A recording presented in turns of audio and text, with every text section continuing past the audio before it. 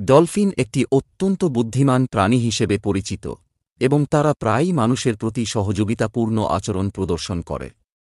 এমন অনেক ঘটনার খবর পাওয়া যায় যেখানে ডলফিনরা বিপদগ্রস্ত মানুষকে সমুদ্র থেকে উদ্ধার করেছে। ১৯৭১ সালে অস্ট্রেলিয়ার একটি সৈকতে এক ব্যক্তি সাঁতার কাটতে গিয়ে হাঙরের আক্রমণের শিকার হয়েছিলেন। সে সময় ডলফিনের একটি ঝাঁক তাকে ঘিরে ধরে হাঙর থেকে রক্ষা করেছিল। ২০২৪ সালে নিউজিল্যান্ডের একটি সৈকতে ৪ জন ডুবুরি হাঙরের কবলে পড়েছিল। তখনও ডলফিনের একটি দল তাদের ঘিরে ধরে হাঙরদের থেকে সুরক্ষিত রেখেছিল যতক্ষণ না তারা নিরাপদে তীরে পৌঁছাতে পারে।